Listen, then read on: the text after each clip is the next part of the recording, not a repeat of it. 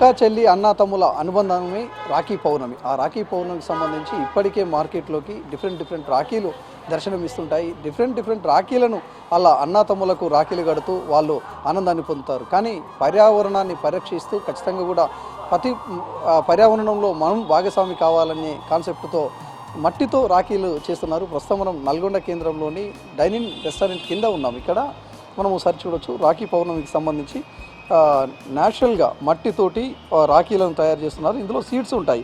ఇక్కడ ఉండేవి ఇవన్నీ కూడా సీడ్స్, కూరగాయల మొక్కలు కావచ్చు, అదేవిధంగా పూల మొక్కలు అండ్ డిఫరెంట్ సీడ్స్ తోటి మట్టిలో పెట్టి ఆ రాఖీని కడతారు. రాఖీ పౌర్ణమి అయిపోయిన తర్వాత ఓ రోజు తర్వాత దాన్ని తీసి మళ్ళీ భూమిలో నాటితే మంచి పూల మొక్కలు అదేవిధంగా కూరగాయల మొక్కలు వస్తాయని చెప్పొస్తున్నారు. ఇది కొత్తగా చేయట్లేరు వీళ్ళు. గతంలో చాలా డిఫరెంట్ ఇలాంటివి చేస్తూ వాళ్ళంతా కూడా వాళ్ళకు సంబంధించిన వాళ్ళకు ఇస్తూ ఉంటారు. మోదుగాకు ఇది న్యాచురల్గా ఉండేది. అదేవిధంగా వాళ్ళు ఎందుకు ఈ కాన్సెప్ట్ వచ్చింది అనేది కూడా వాళ్ళు దీని మీద ఒక పేపర్ మీద రాసి మరి దానికి స్టిక్కర్ వేసి ఇక్కడ పక్కకు రాఖీ వేశారు. ఇక్కడ ఓం సింబల్ అదేవిధంగా డిఫరెంట్ సింబల్స్తో వాళ్ళంతా కూడా తయారు చేస్తున్నారు. ఎందుకు ఈ ఆలోచన వచ్చింది? మనతో పాటు మేడం ఉన్నారు. మేడం, జనరల్గా రాఖీ పౌర్ణమి అంటే చాలా పెద్దగా రాఖీలు ఉండాలి, మంచి డిఫరెంట్ బొమ్మలతో ఉండాలి అనేది అందరి కాన్సెప్ట్ ఉంటుంది. కానీ మీరు ఈ మట్టితో చేయాలనే ఆలోచన ఎందుకు వచ్చింది? ఫస్ట్ వచ్చేసి మనము మధ్యలో చూస్తున్నాం సార్, వెండి రాఖీలు, బంగారం రాఖీలు కూడా చూస్తాం. అప్పుడు ఎవరు అడగలేదు. ప్లాస్టిక్ రాఖీలు కూడా వచ్చాయి, ఎవరు అడగలేదు. మళ్ళీ మట్టి రాఖీలు అనగానే నాకేమనిపించిందంటే, ఇది కనుక మనము ఎక్కడైనా పాడేస్తూ ఉంటాము, అది కూడా ఇంకొక చెత్త మాదిరిగా మారిపోతుంది. అది కాకుండా ఇప్పుడు ఇది ఉంది కదా నేను చేసిన రాఖీ, ఇది మీరు కనుక నీళ్ళలో ఒకరోజు ఇది తీసేసి నీళ్ళలో నానపెట్టేసి, దీని బంకమట్టి కదా, ఇందులో సీడ్స్ ఉన్నాయి. ఇది ఏమవుతుంది, నెక్స్ట్ డే మెత్తగా అయిపోయి ఇందులోంచి అయిపోయిన తర్వాత దీన్ని కనుక మనము తొట్లో వేసేసుకుంటే ఈ రాఖీ ఇది కూడా వేస్ట్ అవ్వదు. దారం కూడా తర్వాతకి మీరు ఆ చెట్టుకి తీగ పాకేటప్పుడు గినక కూడా కట్టుకోవచ్చు. రక్షాబంధనం అంటే మన పర్యావరణాన్ని కూడా రక్షించేది ఉండాలి అన్నట్టుగా అనిపించింది. నేను లోగడ కూడా చాలా చేశాను, అంటే పర్యావరణ హితమై నేను చాలా చేస్తూ వస్తుంటాను. ఇప్పటికే గణేష్ విగ్రహాలని దాదాపు పర్యావరణం వైపు పబ్లిక్ పోతున్నారు. అంటే మారుతున్న వెదర్ కావచ్చు, వాళ్ళు పడుతున్న ఇబ్బందులు కావచ్చు, ఇవన్నీ దృష్టిలో పెట్టుకొని చాలామందిలో అవేర్నెస్ వచ్చింది. కానీ రాఖీకి సంబంధించి ఫస్ట్ టైం మేము చూడడము, ఇది గతంలో చేశారా? నేను 4 years నుంచి చేస్తున్నాను. ఇది గణేష కూడా, క్లే గణేష కూడా చేసి పిల్లలతో చేయించడము నేను 2005 నుంచి చేస్తుంటానండి. How to make Ganesha with our own hands అని చెప్పేసి నేను చాలా చోట్ల సెక్రెటరీస్ లామాఖాన్, హైదరాబాద్లో, తిరుపతిలో అన్ని చోట్ల నేర్పిస్తూ వస్తున్నాను. ఇంకొకటి మనకి హోలీ కలర్స్ కూడా నేను న్యాచురల్ కలర్స్తో చేశాను. దాంతోపాటుగా ఇప్పుడు ఇక్కడ నేను చిన్నగా చేశాను, ధూప్ పౌడర్ కూడా చేశాను, ధూప్ స్టిక్స్ చేసాము, మస్కిటో రెప్లెంట్ అది కూడా చేసాము. అన్నీ మ్యాక్సిమం న్యాచురల్ వేలో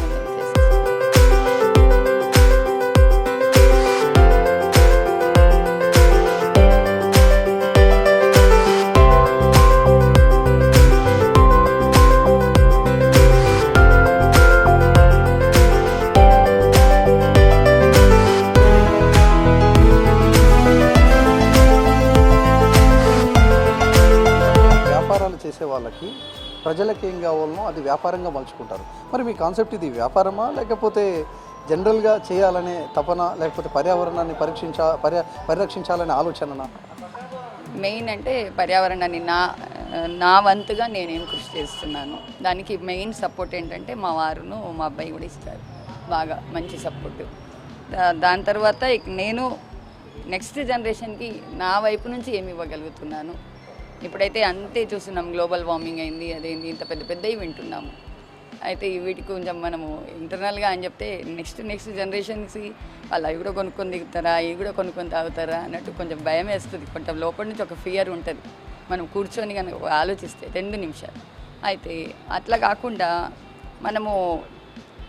మనం కనుక ఇలా చేసుకుంటే నా వైపు నుంచి నేనేమన్నా ఇస్తానేమో అన్నట్లుగా అనిపించి.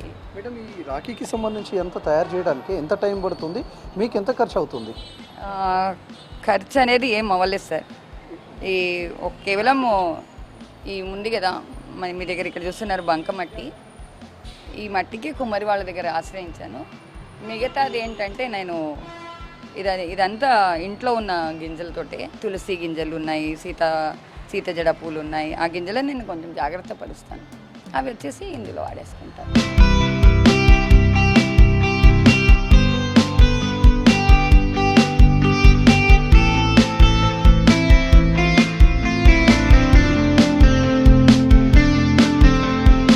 దాదాపు ఎన్ని చేస్తారు, ఎన్ని అమ్ముతారు ఇప్పుడు ఈ రాఖీ అమ్మడం పౌర్ణమి? అయితే ఇంతవరకు నేను చేయలేదు.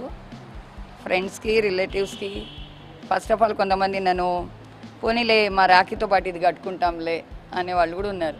వాళ్ళ రాఖీ కడతారు, ఒక సైడ్ రాఖీగా మేము ఇది కట్టుకుంటాం అని అడిగే వాళ్ళు కూడా ఉన్నారు. కొంతమంది ఏమో నవ్వుకుంటారు, ఇది కూడా వదలవా అని అంటారు. వదలనని చెప్తాను నేను. ఎందుకు వదలాలి? నా వైపు నుంచి నేను ఎంతవరకు అవుతుందో చేస్తాను, నా ప్రయత్నం. వదిలిపెట్టాలి అని చెప్తే ప్రతిదీ వదిలేసేసుకోవచ్చు, పట్టుకోవాలి అని చెప్తే ప్రతిదీ చేసుకోవచ్చు.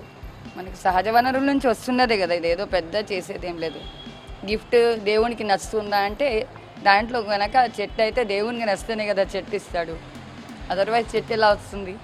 ఆయన సమ్మతి ఉంటేనే అక్కడ చెట్టు, పూలు, ప్రతిదీ. ఇది అంటే రాఖీ పౌర్ణమికి సంబంధించి న్యాచురల్గా తయారు చేయడం కోసం ఇవన్నీ కూడా చేశారు. ఇప్పటికే పర్యావరణాన్ని పరిరక్షించాలనే దాంతో గణేష్ విగ్రహాలకు సంబంధించి కూడా మట్టి విగ్రహాలు ఎక్కువ ఇప్పుడు సేల్ అవుతున్నాయి. అదేవిధంగా ఇప్పుడు రాఖీలకు సంబంధించి కూడా మనము వీటిని యూజ్ చేయొచ్చు అని చెప్పొస్తున్నారు. ఎందుకంటే ఇప్పటికే నల్గొండ జిల్లాలో ఒకసారి చూస్తే రాష్ట్రం మొత్తం కూడా వర్షాలు ఉంటే నల్గొండ జిల్లాలో వర్షాలు లేవు, ఎండాకాలాన్ని తలపిస్తుంది ఇప్పుడు ప్రస్తుతం వెదర్ మొత్తం కూడా. ఎంత అట్మాస్ఫియర్ పర్యావరణాన్ని మనం పరిరక్షించుకోకపోవడం, అదేవిధంగా పర్యావరణం నాశనం చేయడంలో పాత్ర ప్రజలదే. దాన్ని దృష్టిలో పెట్టుకొని మనం ఈ న్యాచురల్గా మనకు ఏవైతే ఉంటాయో ఆ న్యాచురాలిటీని మనం ఖచ్చితంగా కూడా రక్షించుకోవాలి, వాటిని మనం యూజ్ చేయాలనే కాన్సెప్ట్ తోటే తను చేస్తుందని చెప్పుకొస్తున్నారు. ఇక్కడ మొలకెత్తిన మట్టి రాఖీ అని చెప్పేసి కాలుష్య రహిత వాతావరణం కొరకు చిన్న ప్రయత్నం అనే ఒక కొటేషన్తో వాళ్ళందరూ కూడా వేశారు. ఎందుకు ఈ రాఖీ కట్టుకున్న తర్వాత దీంట్లో ఉన్న సీడ్ని మనము నాటితే అందమైన మొక్కలు, అందమైన కూరగాయలు, చెట్లు, అదేవిధంగా మంచి పూల చెట్లు అన్నీ వస్తాయి.